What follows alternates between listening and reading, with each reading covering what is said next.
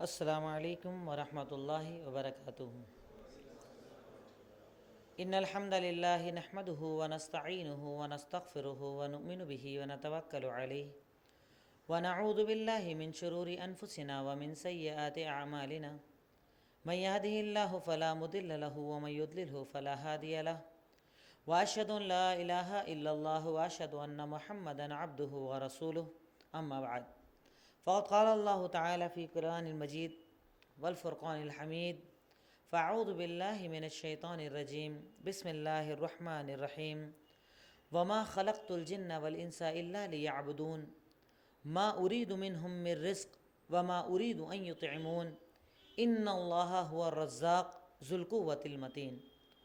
تمام تعریف اس اللہ رب العالمین کے لیے جو سارے جہانوں کا رب ہے، اور اس کے بعد انگنت بے شمار درود و سلام سب سے آخری نبی سید المرسلین، شافی محشر، ساقی کوثر، احمد مجتبیٰ محمد مصطفیٰ صلی اللہ علیہ وسلم کی ذات گرامی پر اللہم صلی علی محمد وعلی آل محمد کما صلیت علی ابراہیم وعلی آل ابراہیم انکا حمید مجید، اللہم بارک علی محمد وعلی آل محمد کما بارکت علی ابراہیم وعلی آل ابراہیم انکا حمید مجید۔ رب اشرح لی صدری یسر لی امری واحلل عقدۃ من لسانی یفقہوا قولی ربی زدنی علما ربی زدنی علما ربی زدنی علما۔ آج ہمارے اس ہفتہ واری پروگرام کے اندر عنوان جو آپ کے سامنے رکھنا چاہتا ہوں وہ ہے رزق کی کمی اور رزق کو بڑھانے کے ذریعے، کیونکہ آج کئی دنوں سے مسلسل جو حالات ہمارے سامنے بنے ہوئے ہیں، تقریباً اگر میں کہوں کہ نوٹ بندی آئی، اس کے بعد ٹیکسز کا مسئلہ آیا، الگ الگ ان مسائل کے چلتے ہوئے کاروبار کی تنگی کا ہر آدمی شکار ہے۔ ہر آدمی کاروبار کے تعلق سے پریشان ہے، کاروبار نہیں چل رہا ہے، پیسے کی قلت ہے، قرض ادا نہیں ہو رہا ہے، غرض یہ کہ کہیں نہ کہیں روزی کے مسائل ہر انسان کے ساتھ لگے ہوئے ہیں۔ روزی چونکہ انسان کی بنیادی ضرورتوں کو پورا کرنے کے لیے کاروبار کا ہونا ضروری ہے۔ اگر آپ کے پاس مال ہوگا تبھی گھر ہوگا، اگر مال ہوگا تبھی کھانا ہوگا، اگر مال ہوگا تبھی کپڑا ہوگا، یعنی انسان کی جو تین بنیادی ضروریات مانی جاتی ہے ان کو پورا کرنے کے لیے روزی کی ضرورت ہوتی ہے۔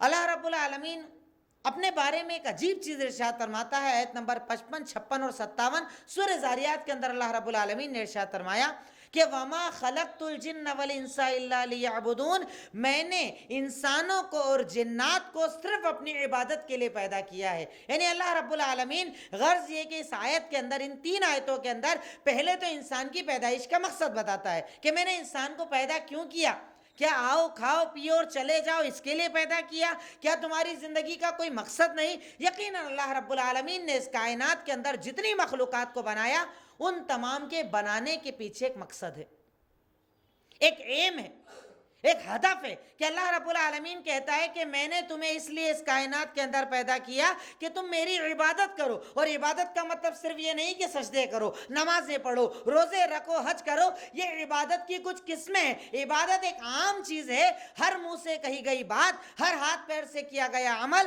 چاہے دکھا کر یا چھپا کر کیا جائے، جس کا مقصد اللہ کو راضی کرنا ہو، ان تمام چیزوں کو عبادت کہا جاتا ہے۔ راستے سے تکلیف دہ چیز ہٹانا عبادت ہے، غریب کو کھانا کھلانا عبادت ہے، پڑوسیوں کے حقوق پورا کرنا عبادت ہے، بیوی کے ساتھ حسن سلوک کرنا عبادت ہے۔ یعنی ہر نیکی جسے ہم نیکی سمجھ کر کرتے ہیں، اگر اس میں مقصد اللہ کی رضا ہے تو وہ عبادت ہے۔ اللہ کہتا ہے کہ ایسی عبادتوں کو پورا کرنے کے لیے میں نے تمہیں اس کائنات کے اندر پیدا کیا۔ لیکن اس کے آگے اللہ تعالیٰ اپنی خلقت، اپنی الوہیت، اپنی قدرت، اپنی طاقت اور اپنے اللہ ہونے کا ثبوت دیتے ہوئے ارشاد فرما رہا ہے کہ تم میری عبادت کیوں کرو، یعنی میں نے کہہ دیا کہ میں نے عبادت کے لیے پیدا کیا، لیکن اب اس کا ریزن اللہ بتا رہا ہے کہ میری عبادت کیوں کرو، کیوں مجھے اللہ مانو، کیوں مجھے خالق مانو، کیوں مجھے مالک مانو، کیوں میرے ہی آگے جھکو، کیوں میں کہہ رہا ہوں کہ میں سب سے بڑا، سب سے زیادہ طاقتور ہوں، اس لیے کہ ما اريد منهم من رزق، اس کائنات میں جتنے معبود تم نے بنا رکھے ہیں، جن لوگوں کو تم معبود مانتے ہو، ان تمام کو ضرورتیں تھی، معبود تم نے بنایا تو وہ معبود بنے، وہ پہلے نہیں تھے، پیدا ہوئے اور ختم ہو گئے۔ رب کہتا ہے کہ تم ان کے آگے چڑھاوا بھی چڑھاتے ہو، ان کے آگے تم چیزیں پیش بھی کرتے ہو، لیکن اللہ کی ذات، اللہ کی خلقت، اللہ کی طاقت، اللہ کی قدرت ایسی ہے کہ وہ رب العالمین اپنے بارے میں کہتا ہے سورہ زاریات آیت نمبر 56 کے اندر ارشاد فرمایا کہ ما اريد منهم من رزق، میں انسانوں سے اپنی عبادت کے بدلے کوئی رزق نہیں چاہتا، روزی نہیں چاہتا، کھانا پینا نہیں چاہتا کہ وہ مجھے کچھ پیش کرے، مجھے کچھ لا کر دے، ایسا نہیں ہے۔ ما اريد منهم من رزق وما اريد ان يطعمون، اور میں یہ بھی نہیں چاہتا کہ وہ مجھے کھانا کھلائے، میں ان کے کھانے کا محتاج نہیں، میں ان کی روزی کا محتاج نہیں، میں ان کے دینے اور عطا کرنے کا محتاج نہیں، بلکہ اللہ کون؟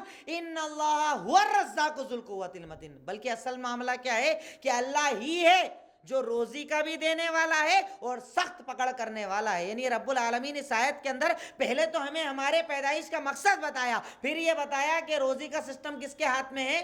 اللہ رب العالمین کے ہاتھ میں۔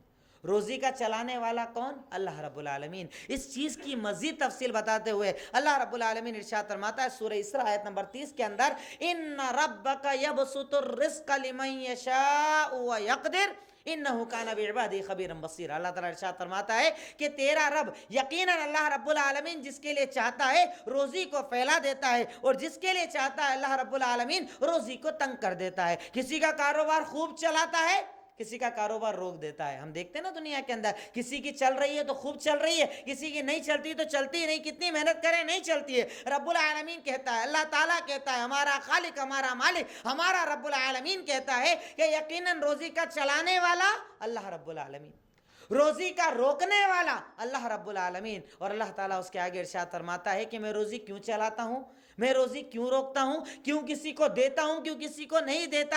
انہ کان بعبادہ خبیرا بصیرا، کیونکہ اللہ رب العالمین اپنے بندوں کی خبر رکھنے والا اور علم رکھنے والا ہے۔ وہ جانتا ہے کب کس کو روزی کی ضرورت ہے، وہ جانتا ہے کب کس کو روزی کی ضرورت نہیں ہے۔ وہ اللہ جانتا ہے کہ میں کس کو دوں گا تو وہ شکریہ ادا کرے گا، دیتا ہوں، اور لگتا ہے کہ اگر دوں گا ناشکرا بن جائے گا، روک دیتا ہوں۔ میں اپنے بندوں کو جن کو پسند کرتا ہوں ان کی روزی کے سسٹم کو میں چینج کرتا ہوں، ورنہ ایک طرف وہی اللہ تعالیٰ کہتا ہے کہ جب ہم کسی بستی کو ہلاک کرنا چاہتے ہیں تو پیسے والوں کے پیسے میں پہلے بڑھوتری کرتے ہیں۔ کیوں؟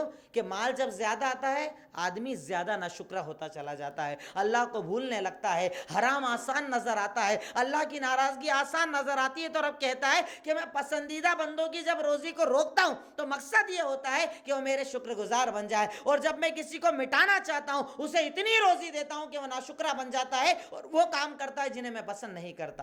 پتہ یہ چلا کہ روزی کا چلانے والا اللہ رب العالمین، روزی کا روکنے والا اللہ رب العالمین، اس کے سوا اس کائنات کے اندر کوئی روزی کا چلانے والا نہیں۔ تیسری آیت رب العالمین کا فرمان، اللہ الذی خلقکم ثم رزقکم، اللہ رب العالمین ہی وہ اللہ ہے، وہی اس کی ذات ہے، وہی قابل عبادت ہے جس نے پہلے تو تمہیں پیدا کیا پھر روزی دی۔ یعنی روزی کا دینے والا کون؟ اللہ رب العالمین۔ اچھا، اسلام کے اندر اس چیز کی بھی منائی نہیں ہے کہ آدمی کاروبار کی دعا کرے۔ ہمارے یہاں کچھ بیوقوف لوگ یہ سمجھتے ہیں کہ اگر کاروبار کی دعا کریں گے تو وہ غلط دعا ہے، پیسے کی دعا کرنا غلط ہے، مال کی دعا کرنا غلط ہے، دنیا کی دعا کرنا غلط ہے۔ یہاں تک کہ کئی لوگ ایسے ہیں، اگر آپ ان کو کہہ دیں کہ بھائی بڑا پریشان ہو، ذرا کاروبار کے لیے دعا کرنا، تو وہ کیا کہتے ہیں؟ غلط دعا مانگ رہے ہو، مجھے غلط کہہ رہے ہو، دنیا مانگ رہے ہو، آخرت مانگا کرو، دنیا کیوں مانگتے ہو؟ دنیا مانگنا صحیح نہیں ہے۔ لیکن میں کہتا ہوں کہ اس کائنات کے اندر جتنے مذاہب پائے جاتے ہیں، ہر مذہب کے اندر بتایا گیا کہ اگر موکش چاہیے، جنت چاہیے، دنیا چھوڑ دو۔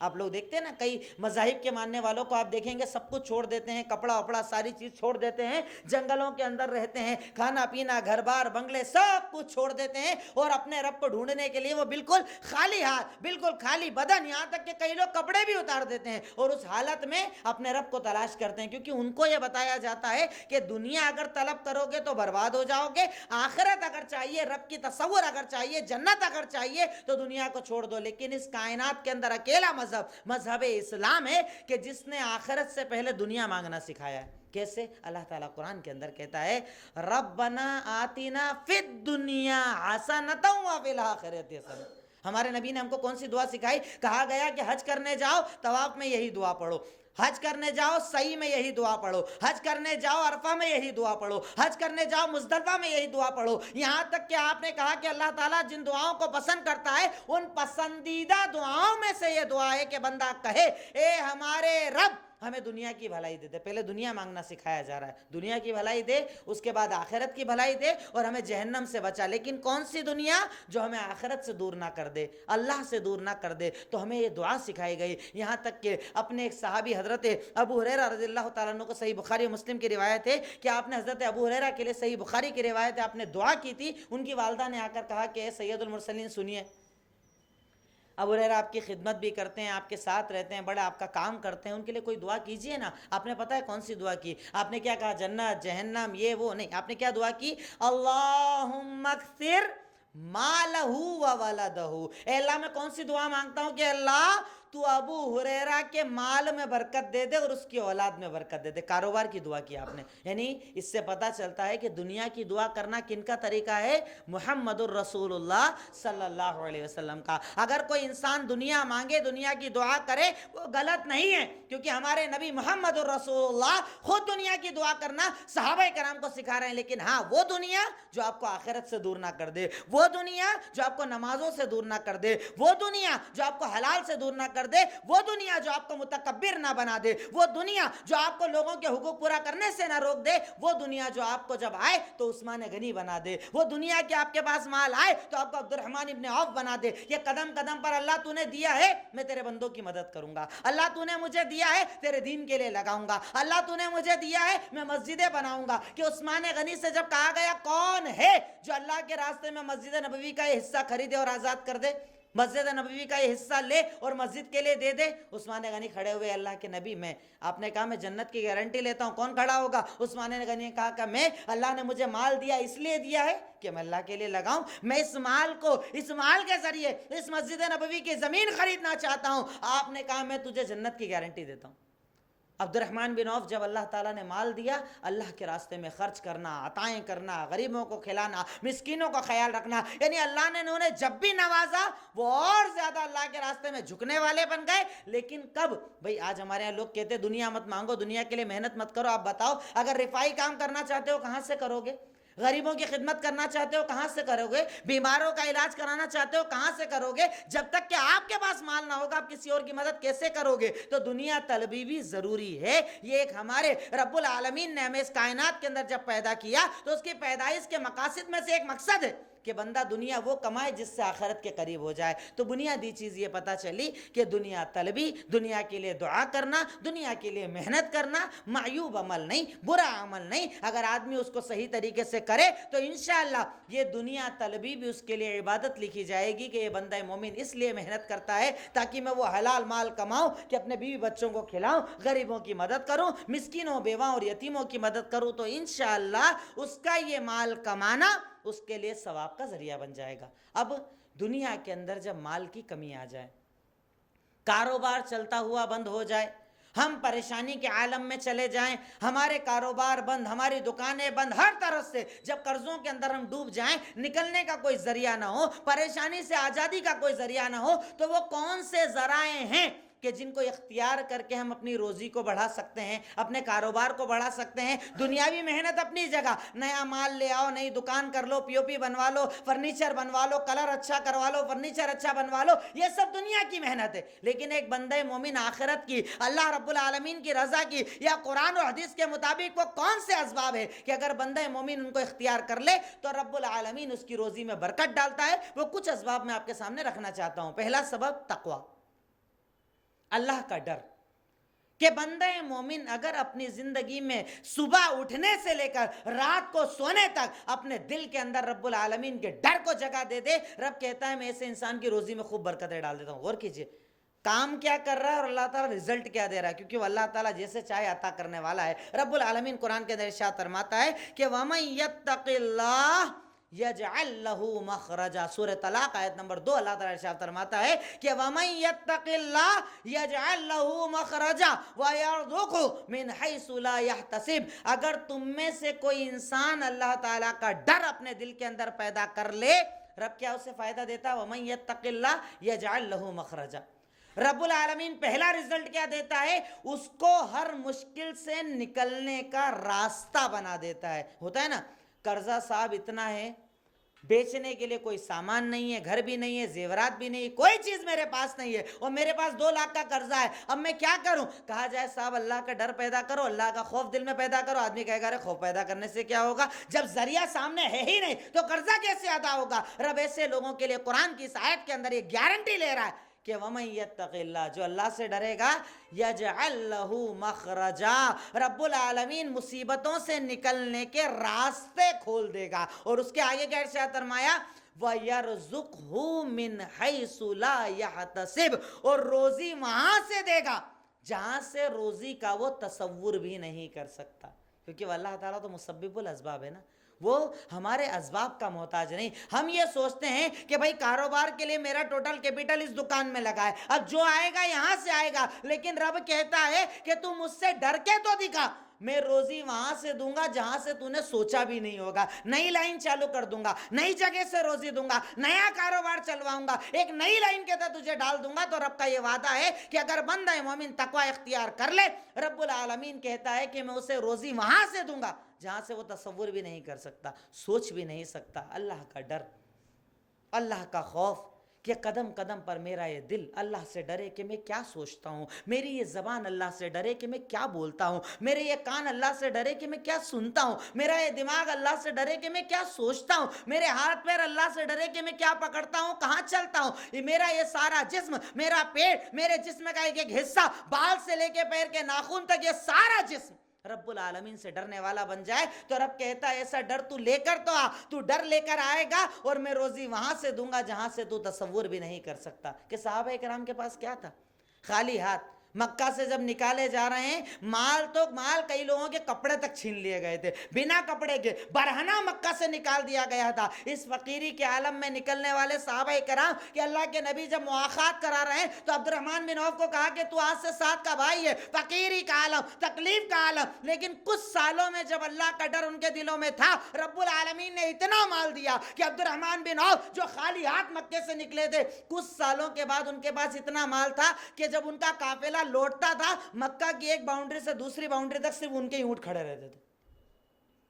لیکن شرط ہے تقویٰ، کہ اللہ کا ڈر تو ہو، اللہ کا خوف تو ہو، اللہ تعالیٰ کا وہ خوف کہ جو مجھے نیکیوں پر ابھارے، آگے بڑھنے والا بنائے. اللہ میں عمل کروں گا، اللہ میں تجھے راضی کروں گا، اللہ یہ سارا جسم تیری رضا کے لیے کام کرے گا، کیونکہ مجھے یقین ہے کہ تیرا وعدہ ہے تو روزی وہاں سے دے گا جہاں سے میں تصور نہیں کر سکتا. تو اگر مجھے وہ روزی چاہیے تو مجھے اس روزی کے لیے تیرا ڈر اپنے دل کے اندر پیدا کرنا ہوگا. دوسری چیز توکل، جس کی آج ہمارے پاس بہت زیادہ کمی ہے.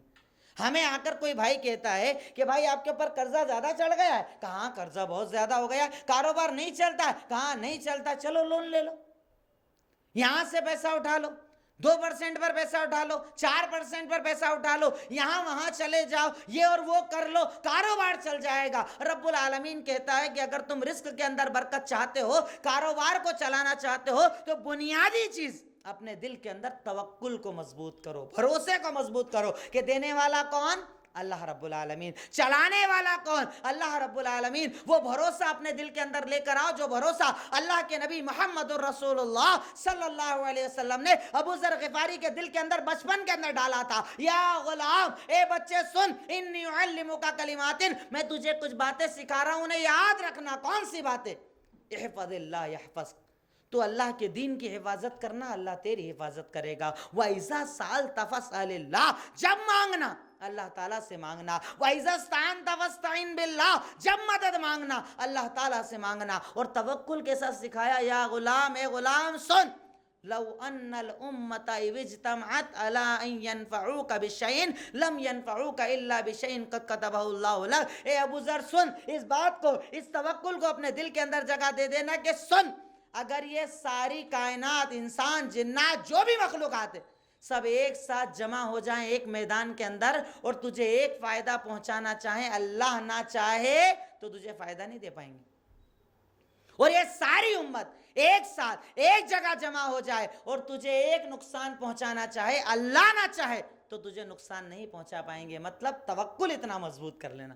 بھروسہ اتنا مضبوط کر لینا کہ جب دے گا میرا رب دے گا، مجھے رب کی عطا پر یقین ہے، رب کے دینے پر یقین ہے، مجھے بھروسہ ہے، لوگ مجھے لاکھ کہیں میں حرام کے راستے پر نہیں جاؤں گا، حلال پر باقی رہوں گا، کیونکہ توکل کی بنیاد پر رب العالمین روزی دیتا ہے۔ جیسا کہ صحیح حدیث کے اندر ارشاد فرمایا اللہ کے نبی صلی اللہ علیہ وسلم نے، لو انکم تتوکلون علی اللہ حق توکلہ لرزقکم کما یرزق الطیر تغدو خماسا وتروح بطانا، اگر تم لوگ اللہ تعالیٰ پر ویسا بھروسہ کر لو جیسا بھروسہ پرندے کرتے ہیں۔ کبھی پرندوں کو صبح اڑتے ہوئے آپ ایک بار دیکھنا، تب حدیث سمجھ میں آئے گی۔ آپ کے آس پاس، گھر کے آس پاس کہیں کوئی پرندہ رہتا ہو، اس کے گھونسلے کے اوپر ایک بار نظر ڈالنا کہ صبح جب پرندہ نکلتا ہے اپنے گھر سے، اس کی چونچ میں کچھ نہیں ہوتا، خالی پیٹ نکلتا ہے۔ چھوٹے چھوٹے بچے ہوتے ہیں، چھوٹے چھوٹے چوزے، چھوٹے چھوٹے بچے ہوتے ہیں، وہ اپنے اس گھونسلے کے اندر ان کو چھوڑ کر جاتا ہے، لیکن جاتا کس کے بھروسے ہے؟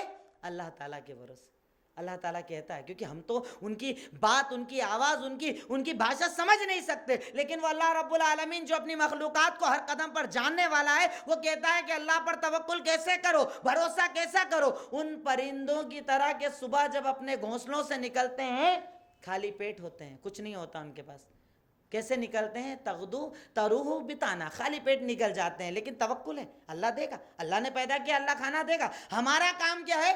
محنت کرنا ہمارا کام ہے۔ کئی لوگ ہمارے کیا ہوتے ہیں؟ توکل کرنے والے مٹھے ہوتے ہیں۔ کیسے توکل؟ کہ اللہ دینے والا دے گا، اللہ گھر میں جا کر بیٹھ گئے، محنت کرنا چھوڑ دیا، کاروبار کرنا چھوڑ دیا۔ ارے اللہ کا وعدہ ہے نا، اللہ روزی دے گا۔ اللہ تعالیٰ اس آیت کے اندر ہمیں توکل بھی سکھا رہا ہے اور محنت بھی سکھا رہا ہے کہ توکل کا مطلب یہ نہیں کہ بھروسہ کر کے بیٹھ جاؤ۔ کئی لوگ ہمارے یہاں ہوتے ہیں، عادی ہو جاتے ہیں، صاحب یہاں سے مل جائے گی، وہاں سے مل جائے گی، یہ کھلا دیں گے، وہ کھلا دیں گے۔ رب العالمین ایسے بندوں کو پسند نہیں کرتا، اور روزی میں برکت ان کو دیتا ہے جو توکل بھی کرتے ہیں اور محنت بھی کرتے ہیں، دونوں چیزیں شرط ہے۔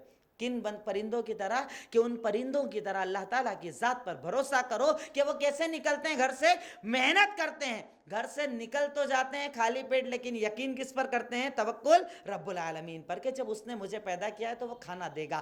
خالی پیٹ نکلتے ہیں، خالی چونچ نکلتے ہیں، خالی چلے جاتے ہیں، لیکن رب العالمین کہتا ہے یہ پرندے جب واپس لوٹتے ہیں نا، انہیں پتہ نہیں ہوتا ہے میری روزی کہاں ہے، دانا کہاں ہے، کھانا کہاں ہے، کچھ نہیں پتہ ہے، لیکن رب کیا کہتا ہے کہ تم انہیں جاتے ہوئے دیکھو گے سب خالی پیٹ، چونچ خالی ہے، لیکن جب واپس لوٹتے ہیں نا، خود کھا کر بھی آتے ہیں اور منہ کے اندر اتنا لے کر آتے ہیں کہ اپنے بچوں کو بھی کھلا دے۔ کبھی دیکھنا گھونسلے میں مغرب کے وقت وہ جب واپس لوٹتے ہیں، کسی بھی گھونسلے کو قریب سے دیکھنا کہ وہ منہ کے اندر سے لا کر چھوٹے چھوٹے بچوں کو اپنی چونچ سے کھلاتے ہیں۔ یہ اللہ تعالیٰ کا وعدہ ہے، یہ اللہ تعالیٰ کے توکل کا فائدہ ہے کہ رب پر بھروسہ کرو۔ یعنی غور کرو، ہم انسان جو اتنے شعور، اتنے عقل والے، ہمیں اللہ تعالیٰ توکل کن سے سکھوا رہا ہے؟ چھوٹی چھوٹی چڑیاں سے، چھوٹے چھوٹے پرندوں سے، کہ یہ مخلوقات میں نے ویسے ہی پیدا نہیں کی، ان کے پیدا کرنے کے پیچھے ایک مقصد ہے کہ بھروسہ کرنا ہے تو ان کی طرح اللہ پر بھروسہ کرو، کہ ادھر ادھر نہیں بھاگتے۔ کب مانگتے؟ اللہ سے ہی مانگتے، اللہ کے آگے محنت کرتے، توکل بھی کرتے اور محنت بھی کرتے۔ وہ ایسا نہیں کہ گھونسلوں کے اندر بیٹھ جاتے کہ اللہ نے کہا ہے دے گا مطلب دے گا، ہم کیوں محنت کریں؟ نہیں، محنت بھی کرتے ہیں اور توکل بھی کرتے ہیں۔ ورنہ ہمارے پاس کیا ہوتا ہے؟ صاحب جیب میں پیسہ رکھا ہے، ابھی جائیں گے گاڑی خرید لیں گے، کل بنگلے کا سودا کر لیں گے، پرسوں یہ کام کر لیں گے، یعنی پیسے پر بھروسہ ہے، رب کی ذات پر بھروسہ نہیں۔ مومن کون؟ کہ وہ کہے جیسا کہ اللہ کے نبی محمد الرسول اللہ صلی اللہ علیہ وسلم کو اللہ رب العالمین نے قرآن میں سکھایا کہ اذا عزمت، اگر آپ کسی چیز کا ارادہ کرو تو کیا کہا کرو؟ انشاءاللہ، ہمیشہ کہا کرو پیسہ ہے انشاءاللہ کل گاڑی لے کر آؤں گا، انشاءاللہ مکان لوں گا، انشاءاللہ کھانا کھاؤں گا۔ ورنہ اگر اللہ تعالیٰ نہ چاہے، کئی بار آپ نے بھی تجربہ کیا ہوگا کہ جیب میں پیسہ رکھا رہ جاتا ہے، پورا شہر گھوم کر آ جاؤ، کھانا آپ کو مجبوری میں گھر پہ آ کر کھانا پڑتا ہے۔ وہ اللہ تعالیٰ کی ذات۔ توکل کرو، محنت کرو، وہ چاہے گا تو عطا کرے گا، نہ چاہے گا عطا نہیں کرے گا، لیکن دینے والی ذات کس کی؟ اللہ رب العالمین کی ذات۔ تیسرا فائدہ، تیسرا روزی کو بڑھانے کا ذریعہ، عبادتوں کے لیے وقت نکالو۔ کتنا؟ جتنا رمضان میں نکالتے تھے، کہ رمضان میں نماز پڑھتے ہیں نا ہم لوگ، رمضان میں تو مغرب بھی فرض ہے، ظہر بھی فرض ہے، عصر بھی فرض ہے، عشاء بھی فرض ہے، اور رہا صاحب فجر کی نماز بھی فرض ہو جاتی ہے۔ کتنی نیند آئے، کتنی تکلیف ہو، کتنی طبیعت خراب ہو، 3:30 کا الارم لگا، اٹھنا مطلب اٹھنا ہے، کھانا کھانا مطلب کھانا ہے، کتنی نیند آ جائے سحری کے بعد، جب تک فجر کی نماز محلے کی مسجد میں نہ پڑھ لیں ہم سوتے ہیں۔ تھوڑا بہت بھی اگر اندر ایمان ہو کوئی سوتا ہے نہیں، پوری صفیں بنی ہوئی ہوتی ہیں، لیکن رمضان گیا نماز گئی، کام ختم۔ اللہ رب العالمین کہہ رہا ہے، اللہ کے نبی کہہ رہے ہیں کہ اگر تم روزی کے اندر برکتیں ڈالنا چاہتے ہو، کاروبار کو چلانا چاہتے ہو، غور کرو، یہ مومنوں کے لیے ساری بات ہے۔ اگر ایمان ہے تو یہ باتیں، ورنہ باتوں کا کوئی فائدہ نہیں۔ ایمان والا یہ یقین رکھتا ہے کہ اگر میرے نبی نے کہہ دیا تو وہ سچ، کیونکہ رب العالمین قرآن میں کہتا ہے وَمَا يَنْتِقُ عَنِ الْهَوَىٰ ان ہوا الا وحی یوحا، یہ نبی اپنی طرف سے کچھ نہیں کہتے، یہ جو کچھ بھی کہتے ہیں وہ رب کا کلام ہوتا ہے۔ اگر آپ نے کہہ دیا مطلب بات سچی ہے، آپ کی بات کبھی جھوٹی ہو ہی نہیں سکتی۔ آپ نے ارشاد فرمایا، ایک مرتبہ ایک صحابی تھے، وہ حضرت عمر ابن خطاب رضی اللہ تعالیٰ عنہ کی خدمت کے اندر آتے ہیں شکایت کرنے کے لیے، اللہ کے نبی کی خدمت میں آتے ہیں شکایت کرنے کے لیے۔ کیا ہوا؟ اللہ کے نبی بھی شکایت کرنے آئے ہو۔ کہا کس کی شکایت کرنے آئے ہو؟ کہا میرا ایک بھائی ہے۔ کیا ہوا؟ کہا ہم دیکھیں دو بھائی ہیں، میں کیا کرتا ہوں، صبح سے جنگل جاتا ہوں، لکڑیاں کاٹتا ہوں، محنت کرتا ہوں، سارے کام کرتا ہوں، اور یہ کیا کرتا ہے، یہ آتا ہے آپ کی محفل کے اندر دین دین دین، اللہ کی عبادت، بس یہی سارے کام کرتا ہے۔ دو چیزیں ایک ساتھ بتا رہا ہوں، روزی کو بڑھانے کا ذریعہ ایک تو علم حاصل کرنا، دوسرا عبادت کے لیے وقت نکالنا۔ کیا کہا یہ آپ کے پاس علم سیکھتا ہے اور میں محنت کرتا ہوں، تو میں شکایت کرنے آیا، اللہ کے نبی سے بولو یہاں نہیں آیا کرے، میرا ساتھ دیا کرے۔ آپ نے پتا ہے کیا ارشاد فرمایا؟ لعلک ترزق بہ، تو کیا سمجھتا ہے تو روزی ایسے ہی کما رہا ہے؟ ارے یہ جو تیرا بھائی تعلیم اور دین اور عبادت کے کام کرتا ہے نا، اس کے کام کرنے کی بنیاد پر اللہ تجھے روزی دیتا ہے۔ اس کا علم حاصل کرنا، اس کا دین کے لیے محنت کرنا، وہ تیری روزی کا ذریعہ، یہ تو ہوا علم حاصل کرنا۔ اور اگر عبادت کی بات کریں جو ہر آدمی پر فرض ہے، اللہ رب العالمین حدیث سے قدسی ہے کہ اللہ تعالیٰ کہتا ہے یا عبادی تفرغ لعبادتی املأ صدرک غنى واسد فقرک، اے بندے سن، حدیث قدسی ہے، اللہ رب العالمین کہتا ہے کہ بندے سن، تو میری عبادت کے لیے وقت نکالا کر، میں تیرے سینے کو بے نیازی سے بھر دوں گا، جتنا دوں گا تو خوش رہے گا، مطمئن رہے گا۔ ورنہ آج ہمارے ساتھ مسئلہ کیا ہے، جس کے پاس نہیں ہے وہ تو پریشان، کئی ایسے ہیں کہ ہونے کے بعد بھی پریشان ہیں۔ کیوں؟ سیٹسفائیڈ نہیں ہے، مطمئن نہیں ہے، اطمینان نہیں ہوتا، نہیں ابھی تھوڑا اور ہونا چاہیے، یہ بنگلہ تھوڑا چھوٹا اس سے بڑا ہونا چاہیے، شو روم میں ذرا مزہ نہیں آ رہا، ذرا اسکوائر فٹ کچھ زیادہ ہونا چاہیے، مطمئن نہیں ہوگا۔ رب کہتا ہے کہ تو میری عبادت کے لیے وقت نکال، یعنی کم سے کم فرض عبادت تو کر، ظہر عصر مغرب عشاء فجر، جو فرض عبادت تیرے اوپر ہے اتنی تو کر۔ اس کا فائدہ کیا ہوگا؟ اے بندہ مومن میری عبادت کے لیے وقت نکال، میں کیا فائدہ دوں گا؟ سب سے پہلے تیرے سینے کو بے نیازی سے بھر دوں گا، یعنی جتنا دوں گا نا تو اس کے اندر سکون سے سوئے گا۔ دیکھ لیجئے گا کئی ان لوگوں کو جو عبادتوں کے عادی ہیں، کم ہوتا ہے لیکن کئی کروڑ پتیوں سے زیادہ سکون کی زندگی گزارتے ہیں، اطمینان، سکون، کوئی ٹینشن نہیں، مغرب پڑھ کر سکون سے بیٹھتے ہیں، عشاء پڑھ کر سکون سے ذکر کرتے ہیں، فجر میں بھی سکون سے اٹھتے ہیں۔ کیوں؟ کیونکہ یہ رب کا وعدہ ہے کہ تو میری عبادت کے لیے وقت نکال، میں تیرے سینے کو بے نیازی سے بھر دوں گا۔ اور اس کے آگے دوسرا فائدہ کیا؟ واسد فقرک، تیری فقیری بھی دور کر دوں گا، کاروبار خوب چلاؤں گا، روزی خوب چلاؤں گا، روزی میں برکت دوں گا۔ شرط کیا ہے؟ کہ میری عبادت کے لیے وقت نکال۔ لیکن اگر اپوزٹ کرتا ہے، عبادت کے لیے وقت نہیں نکالتا ہے، دین کے لیے وقت نہیں نکالتا ہے، میری عبادت نہیں کرتا ہے، فرض بھی نہیں کرتا، نفل بھی نہیں کرتا، تو اس کا نقصان سن لے۔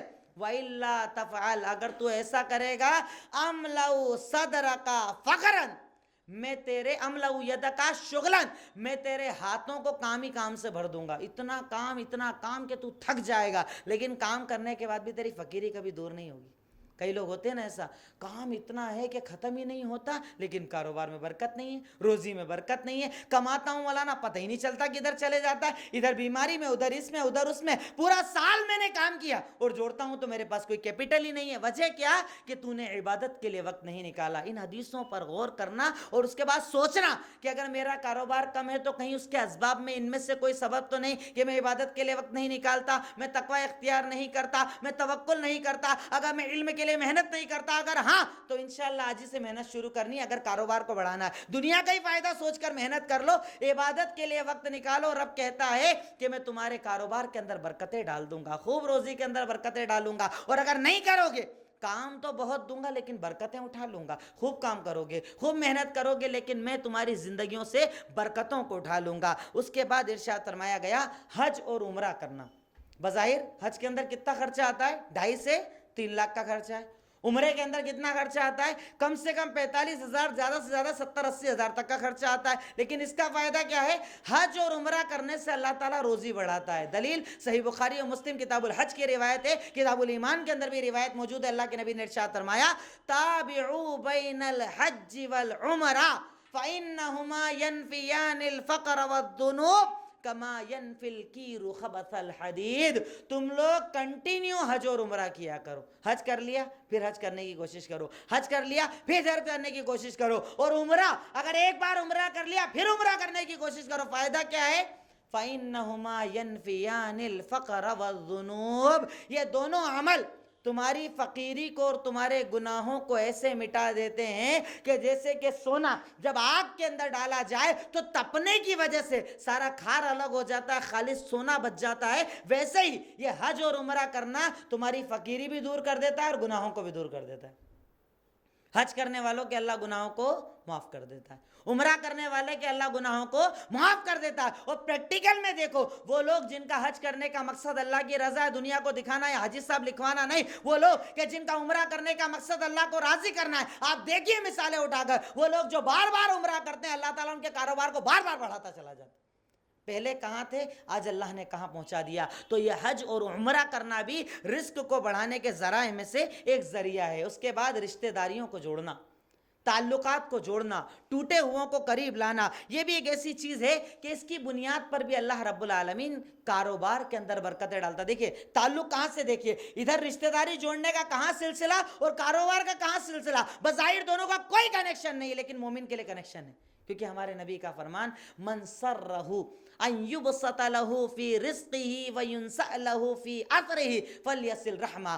اگر تم میں سے کوئی چاہتا ہے کہ اللہ رب العالمین اس کی عمر کے اندر برکت ڈال دے، عمر جتنی ہے اتنی رہے لیکن برکتیں اتنی ڈال دے کہ اتنی سی عمر میں سارے کام ہو جائے. کئی لوگ ہوتا ہے نا، ان کے بارے میں لوگ کہتے ہیں جیا تو صرف 40 سال لیکن سارے کام کر کے گیا، جیا تو 50 سال لیکن سارے کام کر کے گیا. اگر ایسی برکت والی عمر چاہتے ہو اور چاہتے ہو کہ اللہ رب العالمین تمہارے کاروبار کے اندر برکت ڈال دے، جتنا ہے اس سے بڑھا دے، کاروبار چلوا دے، دکانیں بنوا دے، کاروبار کو خوب آگے بڑھوا دے، یعنی اگر عمر میں برکت چاہتے ہو، کاروبار میں برکت چاہتے ہو تو کیا کیا کرو؟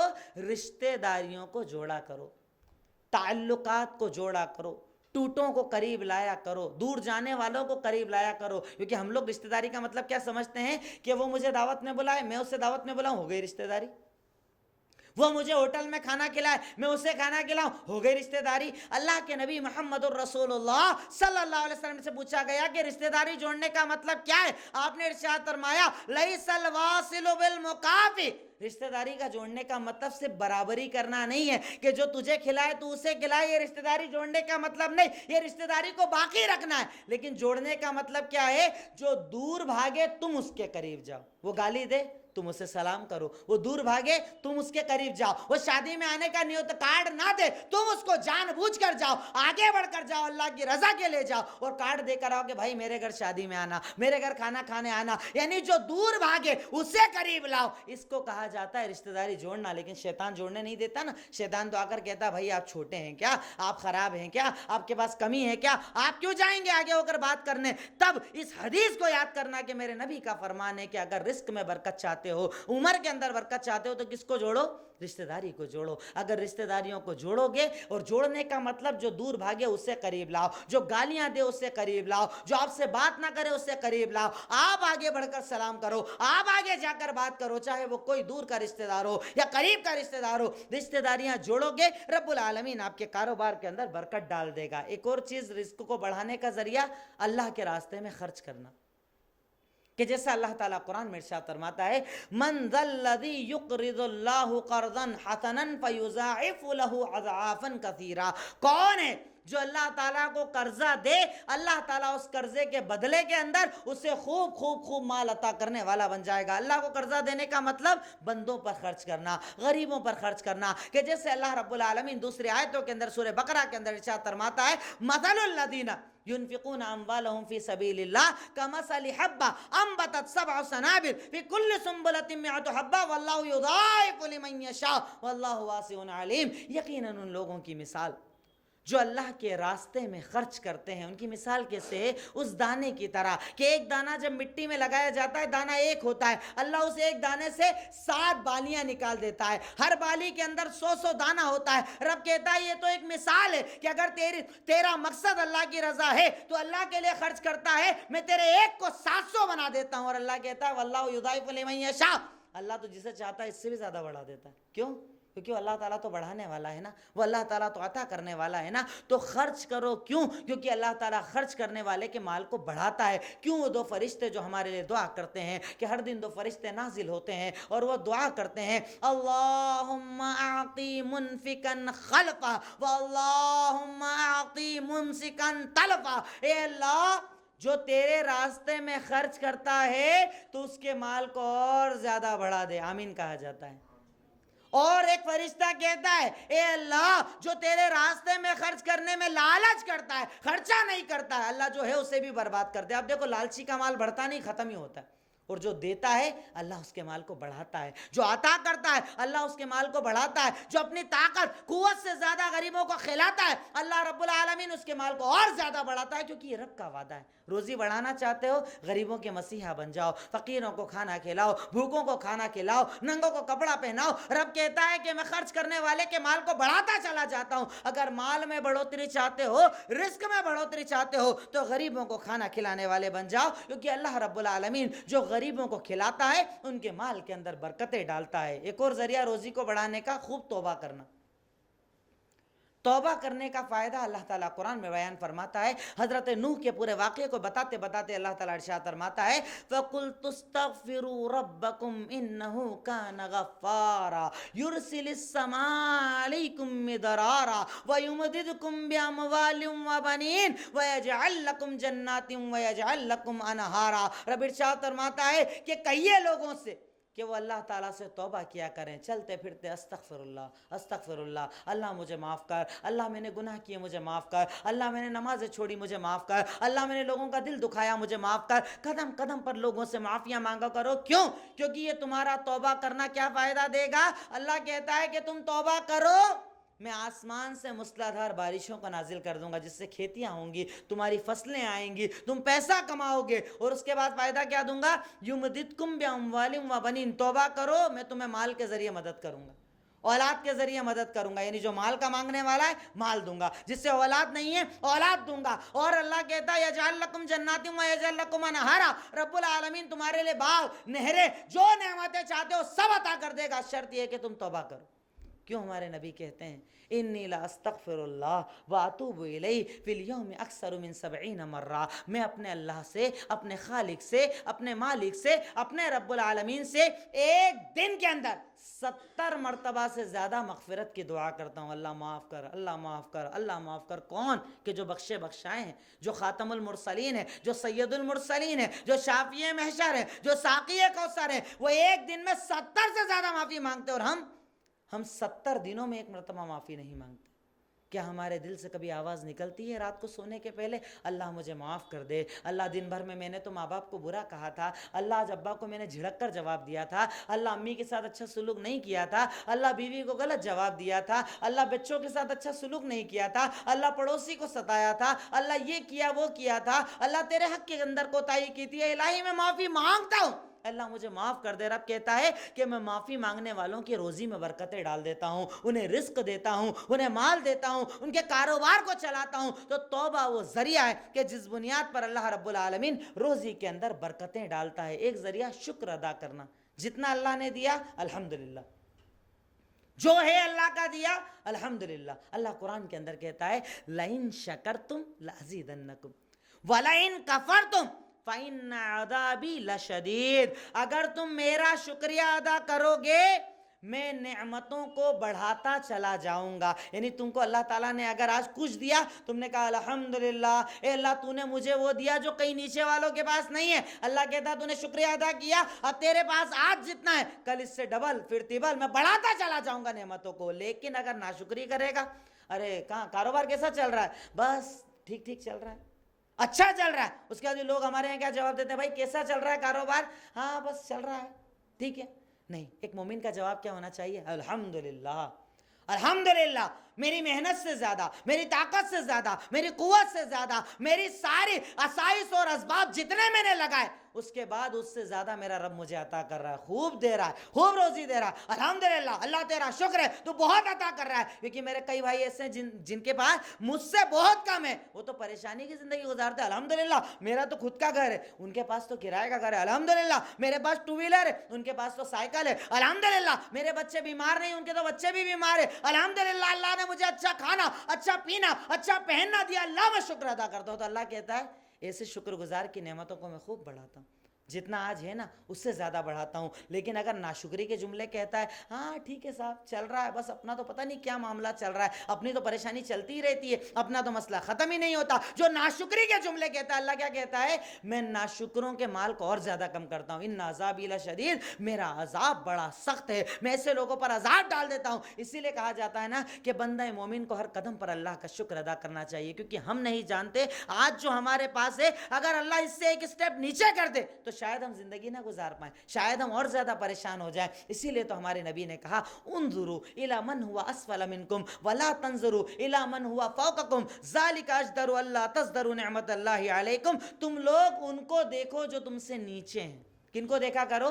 اپنے سے نیچے والوں کو۔ کتنا بیمار ہے بیچارے کا، ہاتھ کام نہیں کرتا، پیر کام نہیں کرتا، پریشانی کا عالم ہے، بھوک مری کا عالم ہے، تیز بارش ہو رہی ہے، میں گھر کے اندر ہوں، وہ جھوپڑے میں رہتا ہے، نہ جانے کہاں کہاں سے پانی ٹپکتا ہوگا، وہ بنا جھوپڑے کے رہ رہا ہے، برساتی باندھ کر رہتا ہے، نہ جانے کیسے رہ رہا ہوگا۔ میرے گھر کے اندر تو آلو کی سبزی بھی بنی ہے نا، اس کے گھر میں پتہ نہیں انتظام ہوگا کہ نہیں ہوگا۔ میرے بچے تو سرکاری اسکول میں جاتے ہیں نا، اور اس کے بچوں کو تو پڑھنے کا بھی انتظام نہیں ہے، تو کیا کہا، ہمیشہ نیچے والے کو دیکھو تو کیا نکلے گا دل سے، الحمدللہ، الحمدللہ، اللہ تیرا شکر ہے، اللہ بہت اچھا کھلایا، اللہ بہت اچھا پہنایا۔ لیکن ہم کس کو دیکھتے ہیں، اس کا بنگلہ بن گیا، اپنا تو بنتا ہی نہیں ہے، اس کی تو گاڑی ہے، اپنی تو آتی ہی نہیں ہے، اس کی تو دکان ہے، اپنی تو بنتی نہیں ہے، تو کیا ہوگے، ناشکر ہوتے چلے جاؤ گے۔ اللہ کے نبی نے کہا، نیچے والے کو دیکھو شکر گزار بن جاؤ گے، اوپر والے کو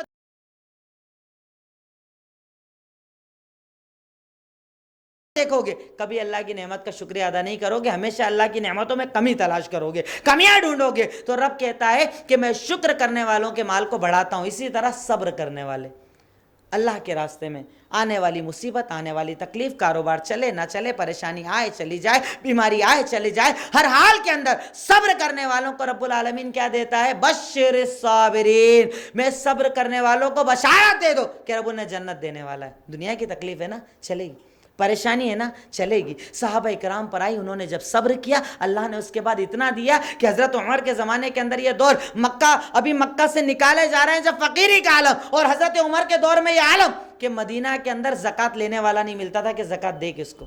اتنا مال اللہ نے عطا کیا، کچھ سالوں کے اندر، تاریخ پڑھیں گے آپ، کچھ سالوں کے اندر اللہ کے نبی صلی اللہ علیہ وسلم کی مختصر سی مدینہ کی زندگی کے بعد ابوبکر صدیق کا 2 سالہ دور خلافت، پھر حضرت عمر کا دور، یعنی کچھ سالوں کے اندر فقیری میں نکلے ہوئے لوگ جب صبر کیا، اللہ نے اتنا مال دیا کہ حضرت عمر کے زمانے کے اندر زکوٰۃ لینے والا مدینے میں نہیں ملتا تھا۔ تو اللہ دے گا، لیکن شرط کیا ہے کہ ہم صبر تو ویسا کریں جیسا صبر اللہ رب العالمین ہم سے مانگ رہا ہے، اس صبر کو پورا تو کریں جو اللہ رب العالمین ہم سے مانگ رہا ہے، کہ بندہ صابر بن جائے۔ اے اللہ میں صبر کرنے والا ہوں، یہی تو وہ صبر کرنے والے کہ جن کے بارے میں رب العالمین قرآن میں کہتا ہے، ان اللہ مع الصابرین، اللہ تعالیٰ تو یقیناً صبر کرنے والوں کے ساتھ ہے۔ صبر کرنے والا کون؟